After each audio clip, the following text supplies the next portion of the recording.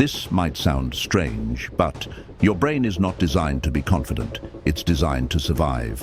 That's why it defaults to anxiety, overthinking, and fear. But what if there was a way to manually rewire it? A lost operating system for the mind that turns fear into fuel and anxiety into unshakable calm. This isn't a modern life hack. It's a 2,000-year-old secret, and it's been hiding in plain sight. In the next few minutes, I'm going to share the simple, powerful mental models that ancient philosophers used to build unshakable confidence. This isn't about chanting affirmations or faking it until you make it. This is about fundamentally rewiring the architecture of your brain. It's about changing not just what you think, but how you think. It's about building a mind that is resilient, clear, and truly confident, no matter your background or upbringing.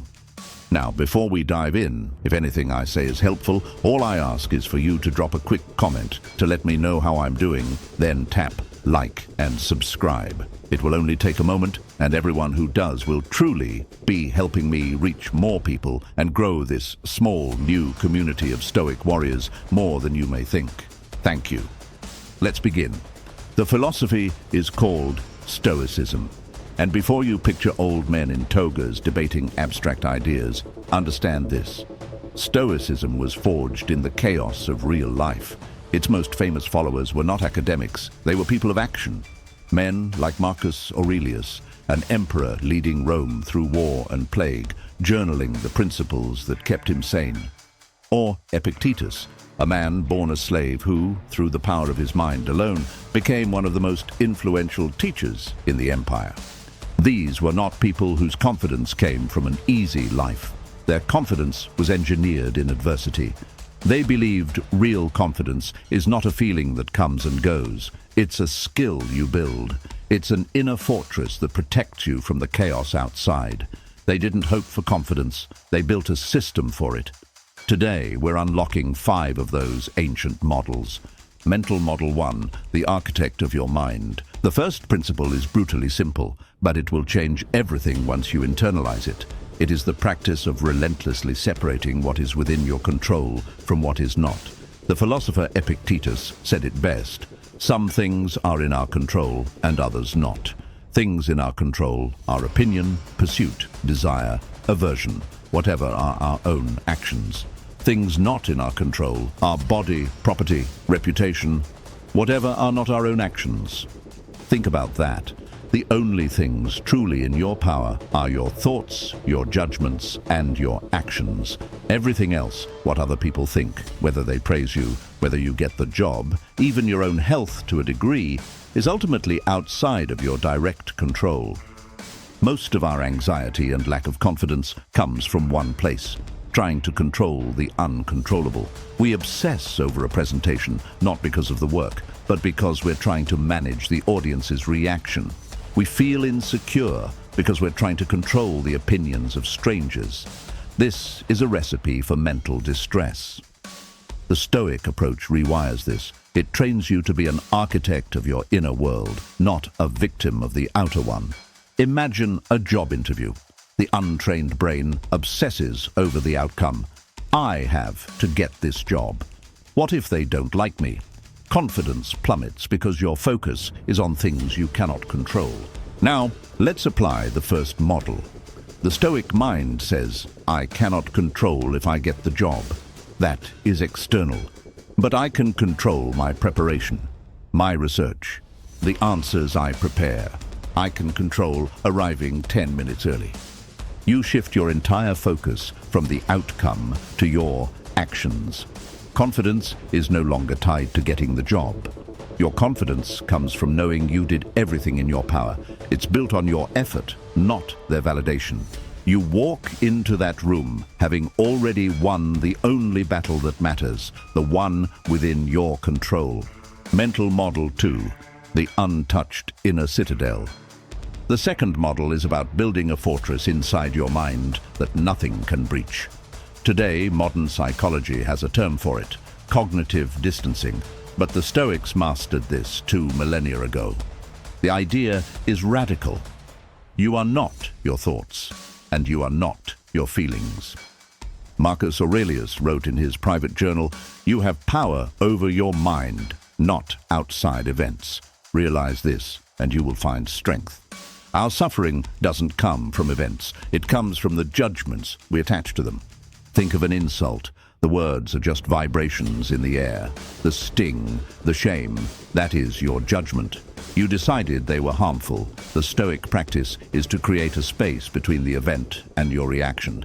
In that space is your freedom. So, how do you build this inner citadel? Let's use a modern example. Posting on social media. You share something. Immediately, the untrained mind is on high alert. What if no one likes it? What if someone leaves a negative comment? Your confidence is now held hostage by an algorithm. Applying the second model, you practice distancing. When the thought, "What if they think I'm a failure?" arises, you don't fight it. You don't fuse with it. You observe it. You label it, there is the thought of fear, of judgment. You create distance. You can say to yourself, "I am not the fear. I am the one noticing the fear." You then question it rationally. Does a lack of likes equal failure? Of course not. By stepping back and analyzing the thought instead of becoming it, you drain its power. Your inner citadel remains untouched. Your confidence is no longer dependent on positive feedback. It becomes rooted in your ability to remain centered no matter what. Mental Model 3, the Alchemist's Formula. This next idea is a hard one. It's the one that flips everything you've been taught about happiness on its head. This model teaches you not just to endure adversity, but to embrace it, to love it. The Stoics called this Amor Fati, a love of one's fate. Marcus Aurelius captured the sentiment perfectly. The impediment to action advances action. What stands in the way becomes the way. Every obstacle, every setback, every failure is not a roadblock stopping you. It is the path. The Stoic mind is an alchemist. It transforms hardship into virtue, into courage, patience, and resilience. Let's be clear, this is not toxic positivity. It's not pretending that getting fired is good. The event is neutral. It's what you do with it that matters. The untrained mind reacts with despair. This is a catastrophe. I'm a failure. The mind rewired by this model asks a different question. It feels the sting, but then it asks, how can I use this? What opportunity does this present? The alchemical thought process sounds like this. I've lost my job. This is painful, but it is my reality. This is a chance to reevaluate what I truly want. This is a test of my character. Will I crumble, or will I use this fire to forge a stronger version of myself?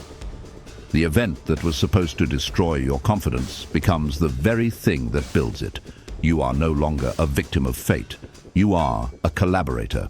True confidence doesn't come from a life without problems. It comes from the deep knowledge that you can handle whatever life throws at you.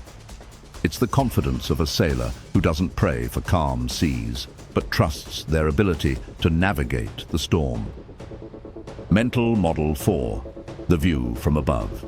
This next practice is designed to shrink your ego and your anxieties down to their real size. The Stoics called it the view from above. Marcus Aurelius, a man ruling one of the largest empires in history, used this to escape the crushing weight of his worries. He would mentally zoom out. Imagine floating above your room, then your city, then your country. See the entire planet, a small marble in the blackness of space. From this vantage point, where is the argument you had? Where is the embarrassing mistake you made? They have vanished. The things that drain our confidence are revealed to be incredibly small. This isn't to make you feel unimportant. It's to liberate you from the tyranny of trivial concerns. Our brain magnifies threats. This practice is a manual override. It recalibrates your sense of scale. Let's apply it. You're at a party, feeling overwhelmed with social anxiety. You feel every eye is on you. Now, activate the model. Zoom out. See the building, the neighborhood, the city, bustling with millions of people, each one absorbed in their own drama, their own movie. Zoom out until you see the earth. Think of the billions who lived before you. and the billions who will come after. In the grand sweep of history, this one party is a microscopic blip. The result is a profound calm. The weight lifts. You realize most people are not thinking about you at all. This gives you an incredible freedom. The freedom to be yourself, to make mistakes, without the paralyzing fear of judgment. Your confidence becomes robust, anchored in the understanding that your worth is not determined by these fleeting moments. Mental Model 5. The Universal Kinship. The final model rewires how you deal with other people, transforming your social confidence. The Stoics called it Oikeiosis, the idea that we are not isolated islands, but fragments of a single, larger whole.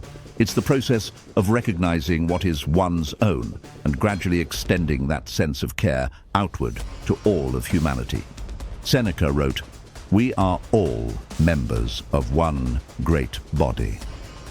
Much of our social anxiety comes from an us versus them mentality. We see others as judges, as competitors. This puts us on the defensive. This model flips the script. It asks you to view every person you meet with a sense of fundamental goodwill.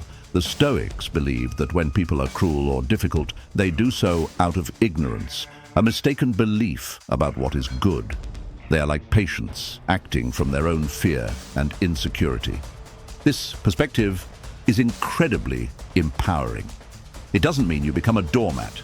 You still set boundaries, but you do so from a place of calm strength, not reactive anger. Imagine dealing with a coworker who constantly criticizes your work. The untrained reaction is to feel insecure and resentful. Your confidence is attacked. Now apply the fifth model. You see this coworker not as an enemy, but as a person likely acting from their own inner turmoil. Their criticism is not a reflection of your worth, but a symptom of their struggle. You're no longer a victim of their behavior. You can extract what's useful and discard the rest without taking it personally. This builds a quiet, steady confidence, the confidence of someone who feels a connection to everyone in the room. You walk in not needing to compare yourself because you see yourself as part of them. So there you have it, 5 ancient mental models for rewiring your brain. These are not quick fixes. They are a training system for the mind, a philosophy to be lived. The brain rewires through consistent daily practice. Start with 1. The next time you feel anxious, ask, "Is this within my control?" The next time a negative thought appears, just observe it. The promise of Stoicism is not a life free from problems. It's building a mind strong enough to handle any problem. It is the promise of a confidence that comes from within, a confidence that no one can ever take away from you. If these ideas stirred something in you and you're ready to take ownership, I want you to drop a comment with the model you're committing to first. Just write the architect or the alchemist. Claim it. And if you want to continue exploring this path, make sure to like and subscribe. Thank you for watching. Remember, you have power over your mind. Realize this and you will find strength.